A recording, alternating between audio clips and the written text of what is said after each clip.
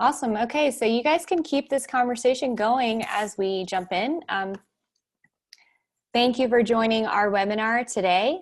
My name is Lindsay Goff. I'm the Digital Marketing Manager at PlacesForBikes, and really excited to spend some time with you guys. So today we're talking about making your city better with the Advocacy Academy. So how do we make our cities better for biking? We want to say a huge thank you to our members.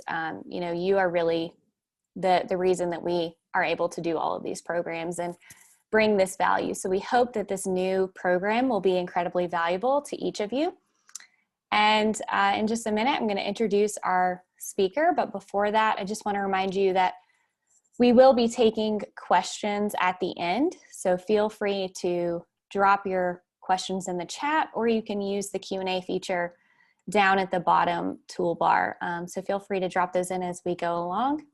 And we're going to do 30 minutes and then 15 minutes of Q&A at the end. So with that, I'm going to turn it over to our speaker, Sarah Studdard. She is our Director of Local Innovation and has some really exciting things to bring to the table today.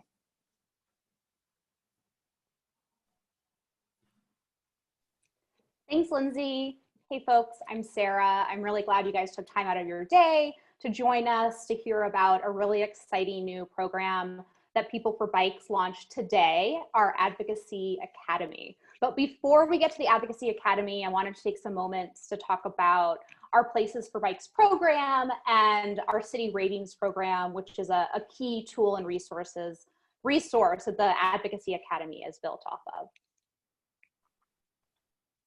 So PlacesForBikes is a program within PlacesForBikes. We work with community members and city leadership across the country to help them build better places to bike. So we are able to connect directly with local advocates, community partners, city staff, and elected officials to support them in building complete, safe, comfortable, and equitable bike networks. I'm sure everyone on this call probably agrees with this statement. We know that it's taking far too long to build safe places to ride in our cities.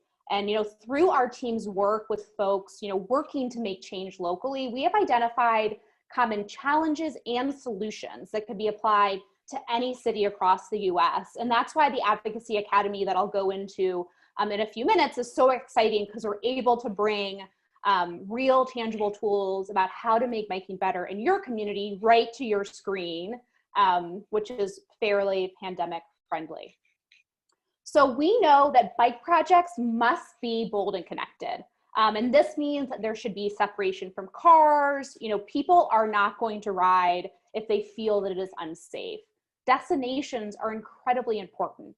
If your network doesn't easily get people where they want to go, they're just not going to travel by bike. And complete bike networks don't have to be perfect to start, but they should be clearly defined, easily navigated, and inviting spaces for people to bike no matter their age or ability. We also know that public opinion is often more important than being right. Building a safe, interconnected network of protected bike lanes depends on gaining the support of people who only occasionally bike or never bike at all. Elected leaders want to embrace bike infrastructure as a mobility solution, but often fear backlash from a public with other priorities. We know that we have majority support for building bike infrastructure across the country, and we know that this support intensifies when connected to larger transportation improvements. Most importantly, bike infrastructure adds aspirational value, instilling a sense of community as well as pride in living in a forward-thinking community. And then we also know that many cities are lacking accountability. Cities can often take an easy path or low-hanging fruit, and a lot of this has to do with elected leadership not necessarily feeling like they do have the broad support from voters and residents. Innovation and big risk, big reward propositions are not prevalent influences within our city bureaucracies. We know that a lot of our city governments are avoiding conflict, controversy, and negative public reaction and so have a fairly conservative and risk-averse approach to governance. And I think this is a representation of why it's taking too long to get safe bike infrastructure on the ground in our cities.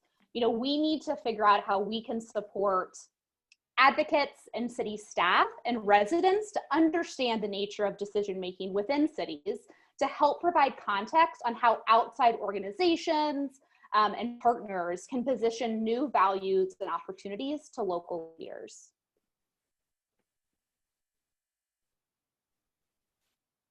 And so today I'm gonna, I've already talked about the Advocacy Academy, but I'm also gonna talk about our city ratings program that really help cities like the ones that you all are in today to build great places to ride.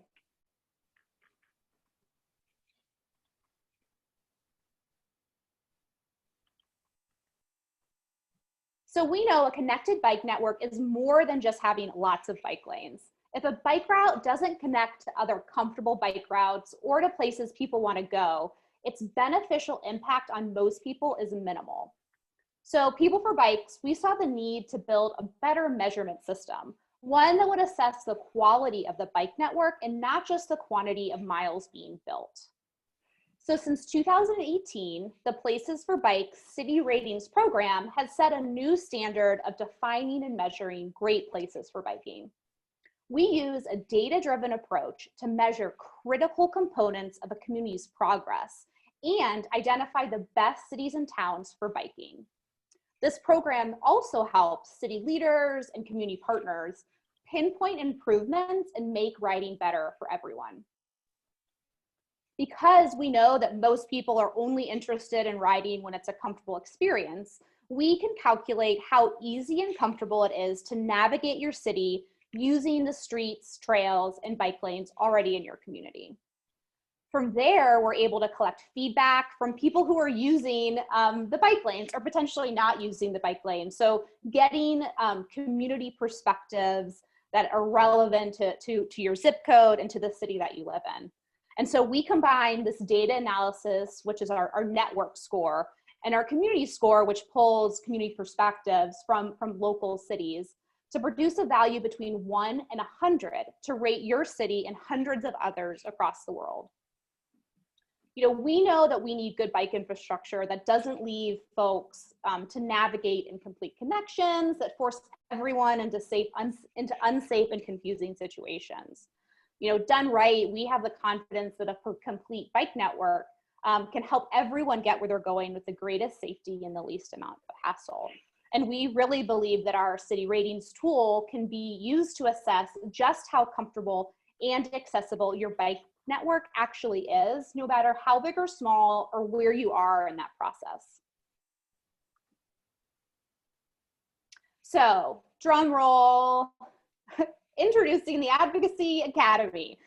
This launched today. So, while we may be more physically disconnected than we're used to, we are all still one united community. And that's something that we at People for Bikes takes really seriously. We really are so thankful for our members and all of the folks within our network who help us, learn more about the country and build better infrastructure. So the People for Bikes Advocacy Academy is collecting the most important lessons and case studies from around the world to share how you can make biking better for everyone. So our team has compiled case studies, tools, and resources that will improve the health, livelihood, and future of our streets, cities, and planet. So the Advocacy Academy has this great opportunity to provide city leaders, local advocates, and retailers with a better understanding of how our city rating program can be used to make improvements locally that can boost your score and really discover the secrets of success from the world's best cycling cities. And the secrets aren't secrets anymore because we've compiled them into an online resource for you.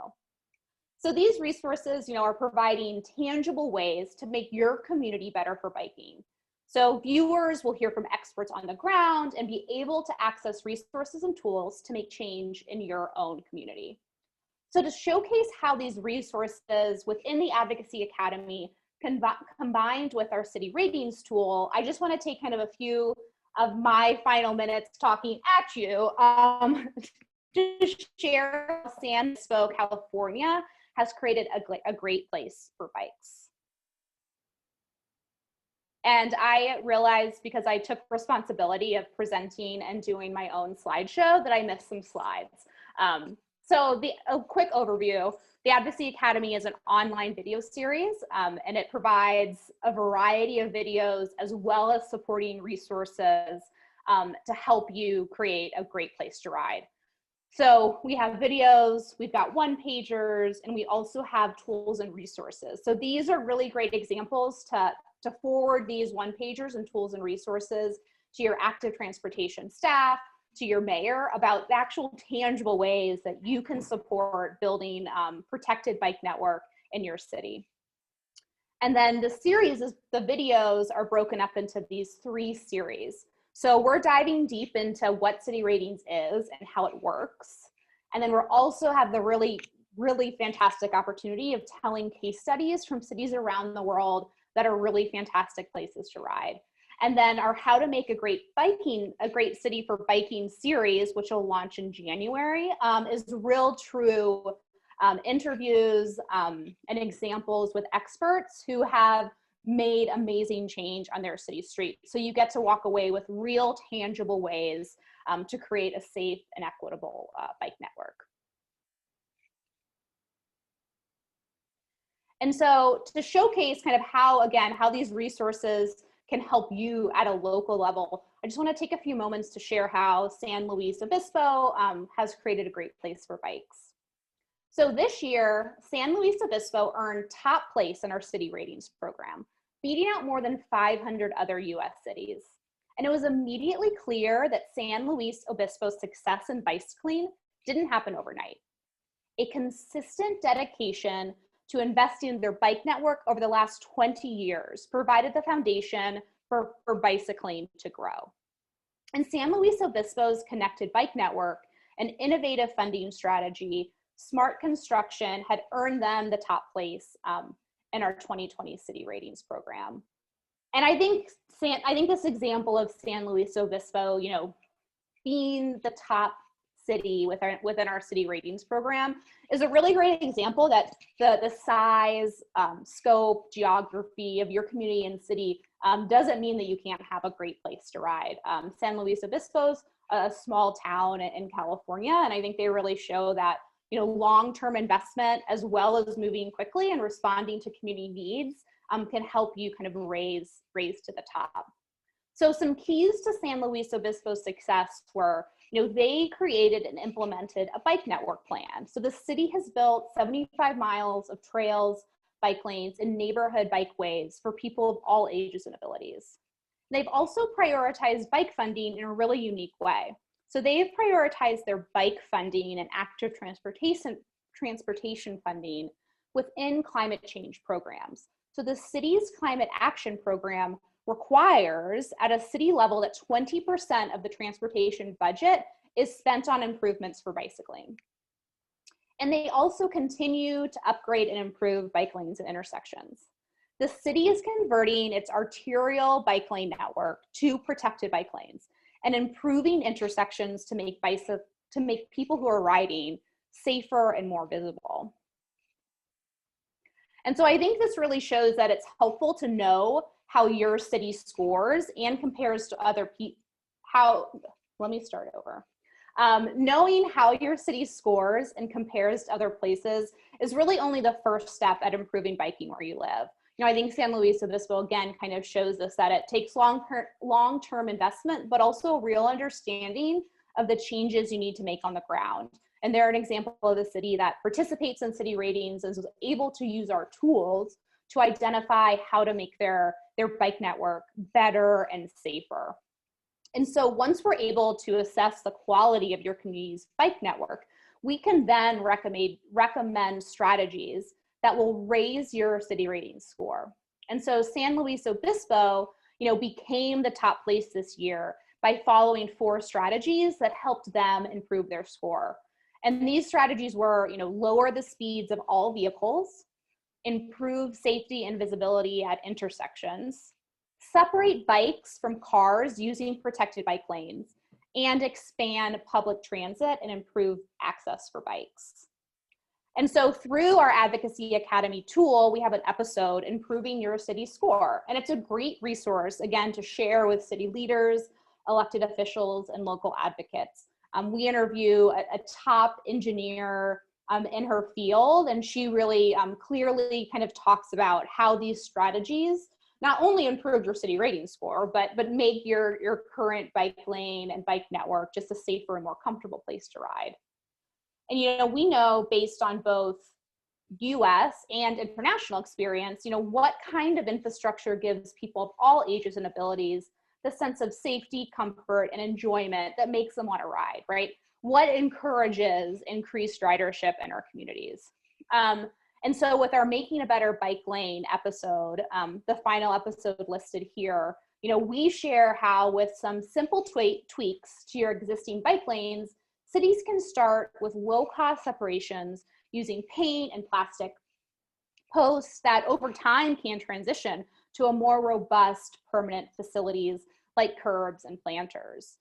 San Luis Obispo, as I stated, is currently working to transition all existing on-street bike lanes to protected lanes. And I think this shows that a bike lane isn't complete just because, the bike lane went into the ground 10 years ago. It's something that should be continually looked at and adapted to the current needs and current use of your residents. And again, the City Ratings tool, as well as the Advocacy Academy, are both really great resources to do that. So I'm someone that is not usually going to give you a guarantee because I like to have relatively low expectations, but we at People for Bikes can really guarantee that if you successfully implement projects that address these common barriers to biking, that your city rating score will increase and your community will see more people of all ages and abilities out on two wheels. So we really hope that you visit our Advocacy Academy website and check out these great episodes, share with your friends, share with your community members. And I'd love to also to know feedback on episodes you'd like to see in the future, or if we missed anything in terms of telling the story about how to make great places to ride. And I'm going to turn it back over to Lindsay for Q&A.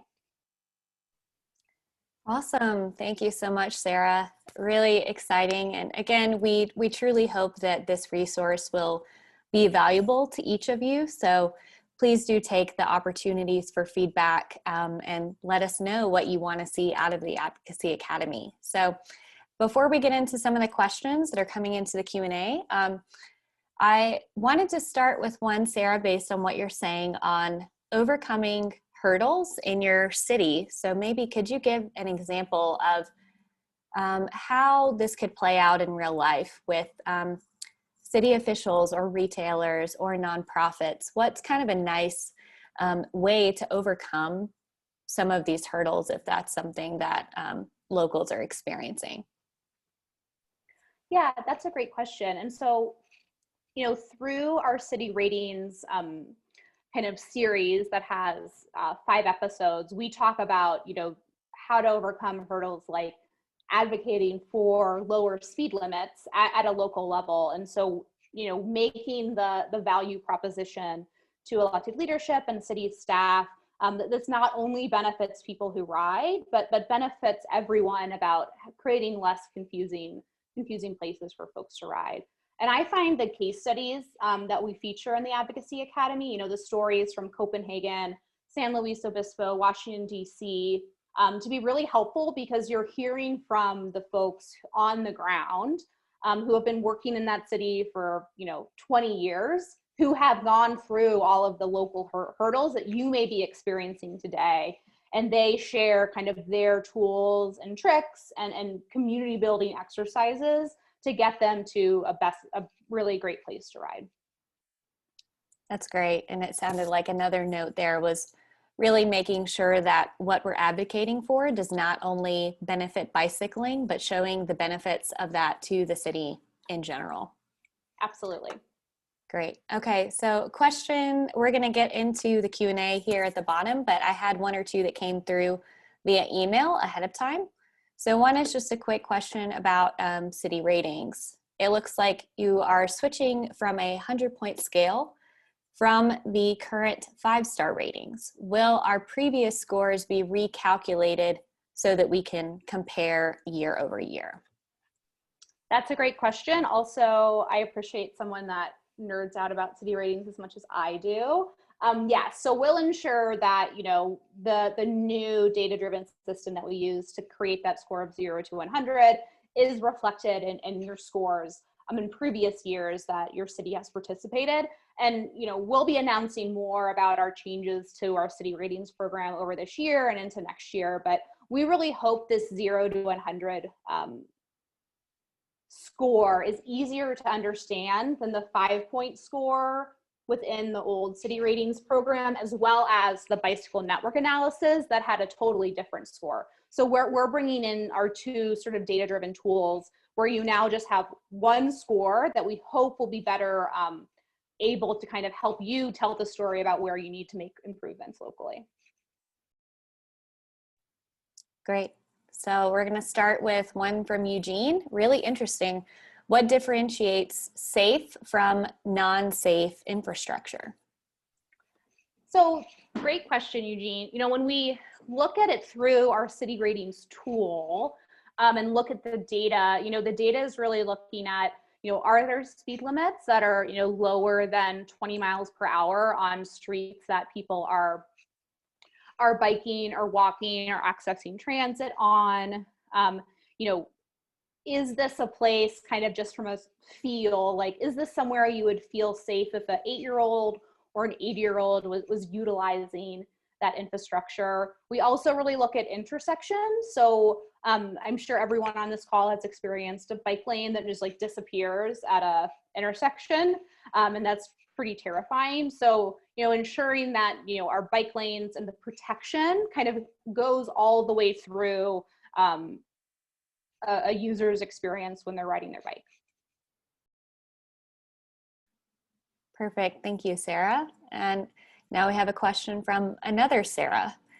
Do you have examples of small rural communities less than 10K people being successful at creating safe bike and pedestrian environments?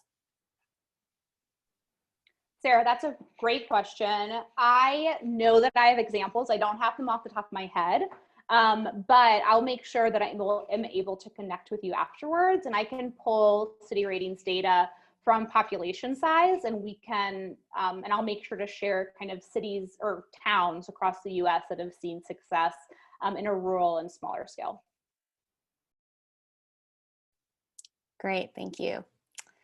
Okay, so let's see. Someone anonymous, I would like to share this information with my fellow board members. What's the best way to do that? Visit the Advocacy Academy website. That Advocacy Academy website will give you access to 12 episodes that kind of share a lot of what I've talked about today, and also can be directed towards the city rating website as well. Okay, and that link is in the chat, by the way. So if you guys want to check out the videos and yeah, share around, and again, let us know what you think and what you'd like to see. Okay, diving into another question. Does People for Bikes have time to help local advocates on specific issues? Yes, we are always happy to talk to folks working directly on the ground. That's something the folks in my team are especially good at, and it really grounds all of our work. So please reach out. We're happy to help and help direct you to resources and support in any way that we can. Yes, and we will share Sarah's email at the end so that you can reach out with those questions or needs, either way. Another anonymous question. Our city planners are not convinced of the need to create separated lanes. We have many unseparated lanes in the current plan. So how can we convince them to take that next step? I mean, one example is to, look at a city that is primarily made up of bike lanes that are not protected and not separated, through our city ratings tool, and then look at, a comparable city that has invested in protected bike lanes. I think kind of having that two sort of case studies about really why protected bike lanes create not only a feeling of more safe, but increased ridership. And I would say, reach out. We have some tools that we can use to help do like scenario planning. So we've actually worked with cities across the country to look at specific projects and help kind of community advocates tell the story to their city staff that, the current sort of infrastructure that you have planned for this certain corridor or this neighborhood or a city at the whole actually is not going to create a place that's great to ride. Great, thank you. And question from Holly. This is a big one, funding. Do you have any suggestions for funding sources or grants for municipalities? Yeah, I'm going to put something in the chat. So at People for Bikes, we have a Get Local page. And so this has a variety of resources that are specific to your state, but also provide some grant opportunities. And I always find it's really helpful to talk to your state DOT or your regional MPO to identify, what are some active transportation funding opportunities. And I also think looking at it through the lens of maybe not transportation, but, are there grants at a local level that are available for public health initiatives or for mitigating climate change? I think we as bike advocates can really get pretty creative with finding funding for local projects if we kind of open the scope outside of just transportation and think about, what are the other benefits of transportation than just getting someone from point A to point B. Awesome. Okay.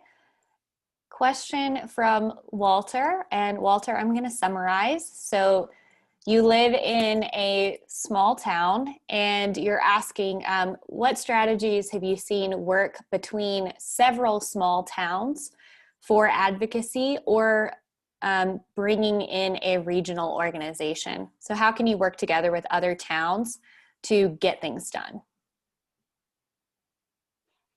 Yeah, that's a really great question. I think that strategies that I've seen successful are, to your point about bringing up the regional partnership, is, identifying or even creating a organization that represents regional issues that can help moderate different goals and outcomes of success that your specific cities and communities may do.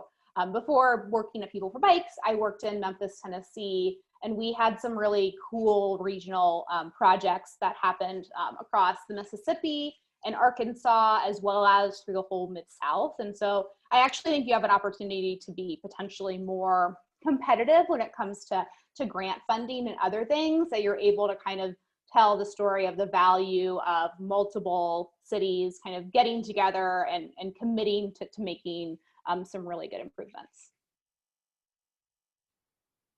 Nice, very insightful. So we have 2 questions related to city ratings, so we're going to double dip.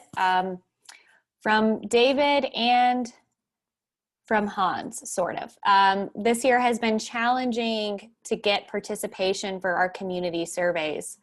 We know that that's a big factor in ratings. What can we do about that?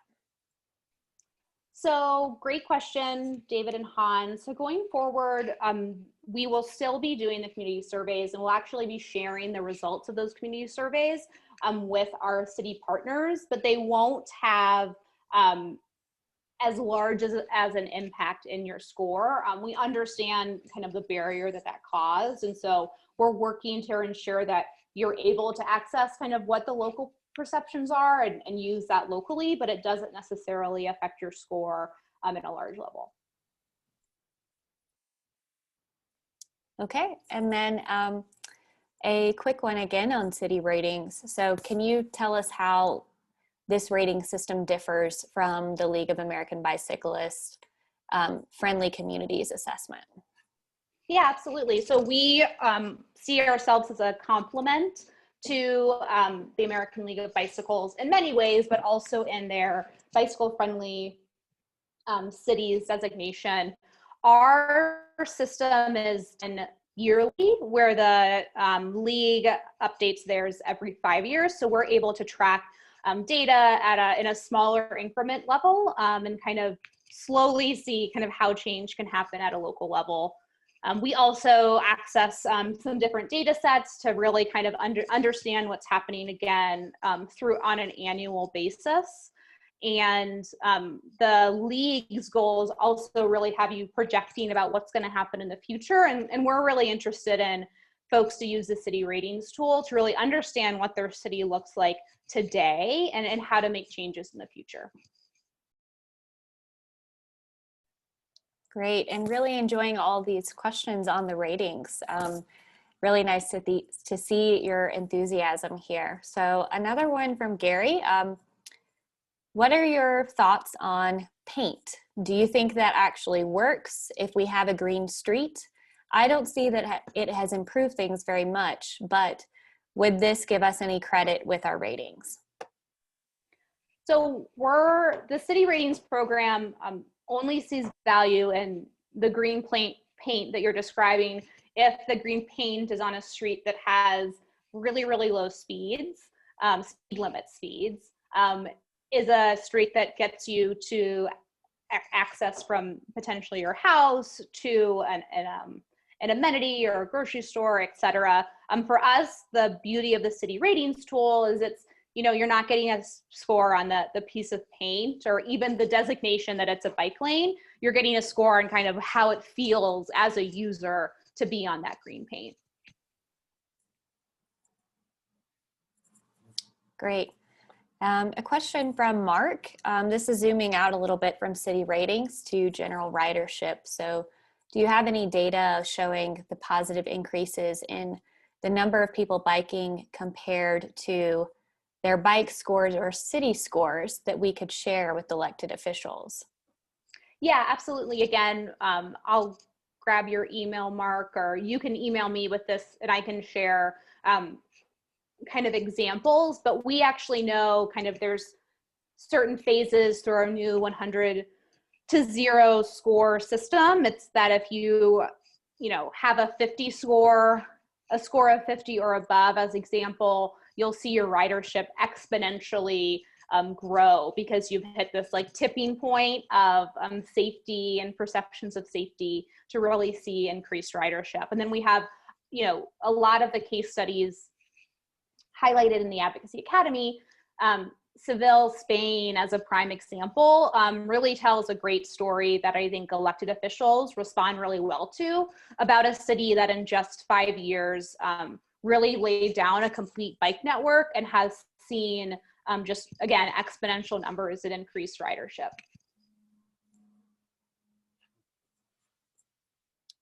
Okay, and another one on ratings. How do you score door zone bike lanes? We have several. Most people feel safe there until someone opens their door.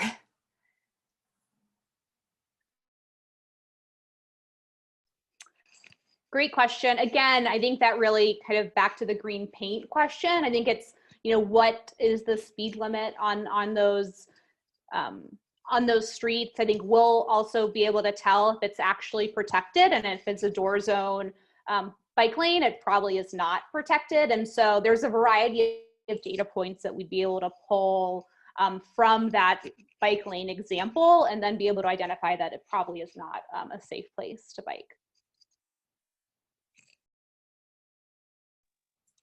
Awesome. And a question from Jason. So to encourage commuting, we are trying to get more digital wayfinding tools to let people know how to get around safely.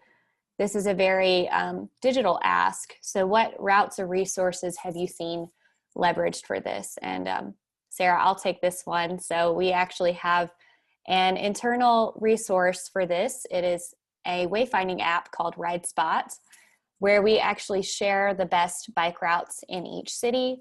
Many of them are accompanied by stories, photos, so that you have a sense for both where you're going and actually how to get there as well. Some of the routes also have turn-by-turn directions. So we're really trying to encourage use of that app in every city so that we're really upping kind of the availability for those safe rides from experienced riders to then bring in new riders that may not feel as comfortable. Thank you for that question. Okay, question from John is, People for Bikes bringing the Advocacy Academy tool directly to federal legislators? Yeah, part of our plan is to, not only promote this via email and, broadly across social media, but connect directly to our partners at a federal, state, and local government level to ensure that they have these resources at their fingertips. They know that they exist and that they're there and can use them as they continue to have conversations about the importance of investing in this space. Okay. From Jeffrey, can you review what a city snapshot is and what we need to do to make ours happen? Yes, so our city snapshot is really a city's individual city ratings report. So the city snapshot shares what your score is and where you are today. And the way that you get involved in completing a city snapshot is by visiting our Places for Bikes website and signing up to receive that snapshot. Great. A question from David. How do we get buy-in with employers that don't want to replace their parking with bike lanes?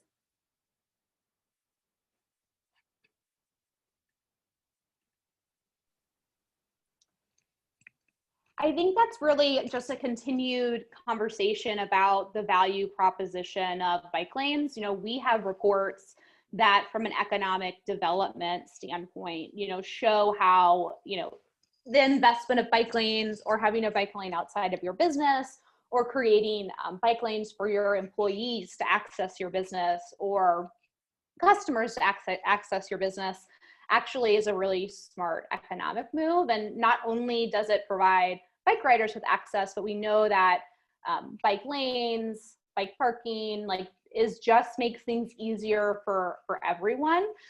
You know where you need to park your car, you know where you need to drive your car in order to not feel unsafe that you may hit someone walking or biking. And so I think it's just being able to tell the story that investments in bike infrastructure, whether it's a lane or parking, is actually a beneficial investment for everyone involved and not just the people riding. Great point on the storytelling. And I think this was mentioned in our last webinar on tariffs, but anything that you bring up with your local government officials, businesses is going to be more compelling than what we do because you're local to the area, you have a personal tie to that, and it's about your narrative. So yes, just make sure you continue to lean on that and we will support you as much as possible. A question that came through email. So we touched on this a tiny bit before, but I want to reiterate. This is from Peggy. We are in a very small village, part of the Route 66 bike trail in Illinois. We are trying to find funding for things that we need, like bike racks or cement pads, so that people feel safe. How do we get funding for this project, or where should we look to for resources? Great question. Again, I think I would encourage you to visit our Get Local section of the People for Bikes website. And then I think, it's talking to your regional MPO or state Department of Transportation to better understand kind of what's available for kind of grant and investment in the infrastructure that you just mentioned. And I would just add, I've said this before, but I think looking outside the lens of just transportation for potential funding, tourism, if you're on Route 66, the tourism department may have opportunities for funding, or it could be a public health interest as well. And so I think it's all kind of on us to be creative and see the value of a bike lane kind of is much larger than the scope of just a bike lane. Okay, thank you. And one more question, and then we're going to close out. So thank you guys so much for participating, dropping questions in. This has been amazing. Final question from Jeffrey. So right now we are collecting certain pieces of data, street speed limit, number of lanes, bike facilities, etc. Why don't we also collect data on intersections and bike lane widths? Are there additional data points we need to bring in so that this is useful to include in the ratings? Jeffrey, I wish I was smart enough to answer this question for you, but that is just not my skill set.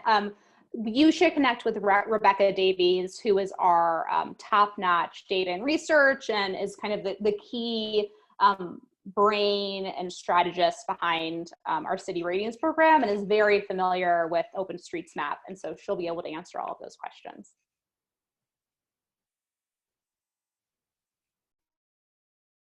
And I just dropped her email in for you, Jeffrey. Thank you so much for that question and everybody for joining. So Sarah, if you want to just bump over to the slide with your email, it sounds like maybe there would be a couple of follow-ups from today's conversation. So again, we want to say thank you so much for attending, showing up, using your voice. And again, thank you to our members and Sarah for presenting today.